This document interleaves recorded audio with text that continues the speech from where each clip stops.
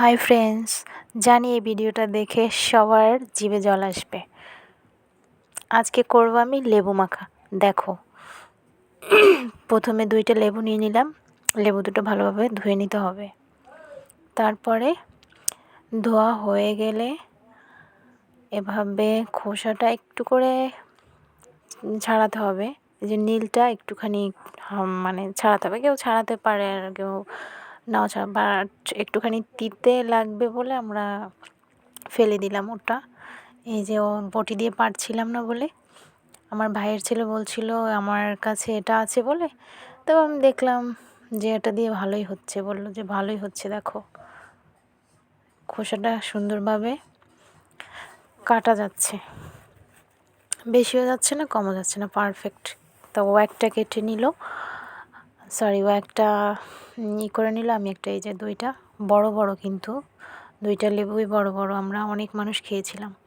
এই যে এখন স্লাইস করে নিতে হবে, বেশি পাতলাও না আর বেশি মোটাও না, মানে একটুখানি পাতলা করলে ভালো হবে, বাট মোটা করলে হয় কি খেয়ে অতটা করা যায় না, মশলাটাও ভালোভাবে মাখে না, যার জন্য আমরা পাতলা করেই কেটে নিলাম।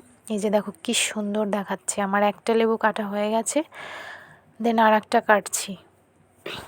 এই যে কত সুন্দর লাগছে না, মনে হচ্ছে এখনই খেয়ে নিই। এই যে পরে ধনিয়া পাতা আর কাঁচা লঙ্কা 2টাই দিলাম, কারণ আমরা অনেকগুলো ভাজা মরিচ দিয়ে দেবো। এই যে কাঁচা লঙ্কা কাটা হচ্ছে,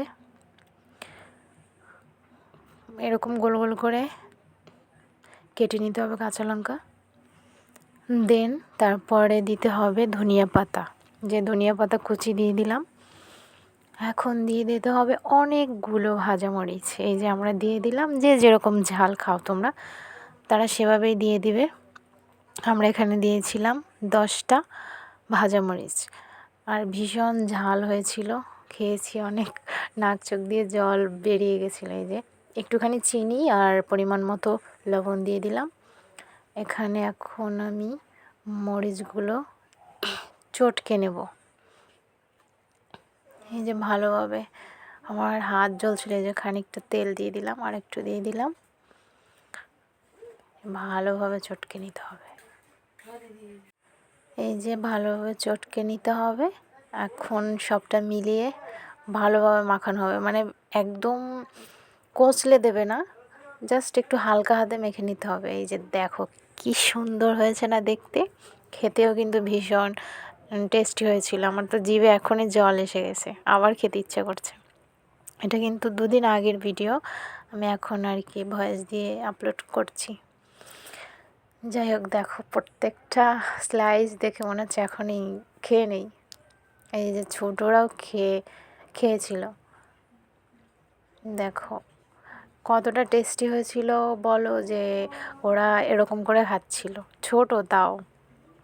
এত ঝাল দিয়েছিলাম, যদি ওরা ঝালটা একটু করে মানে ধুয়ে খেয়েছিল, কারণ হয়তো বাচ্চা, আমরা এতটা ঝাল দিয়েছিলাম যে ওদের খাওয়া সম্ভব ছিল না। দেখো পুরো ভাগে পাচ্ছিলাম না এত।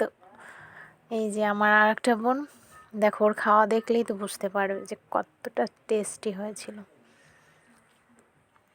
আমার তো জিভে এখনই জল চলে এসছে, ও এত তৃপ্তি করে খেয়েছিল না, আমরা সবাই বাড়িতে সবাই খেয়েছিলাম। ও বলছিল সেই স্বাদ। এই যে দেখো চেটে পুটে খাচ্ছিল, ছিল না লাস্টে আর, সেই জন্য চেটে পুটে খাচ্ছিল। এই যে দেখো 2টা প্লেটই খালি হয়ে গেছে। ভালো থেকো সবাই তোমরা।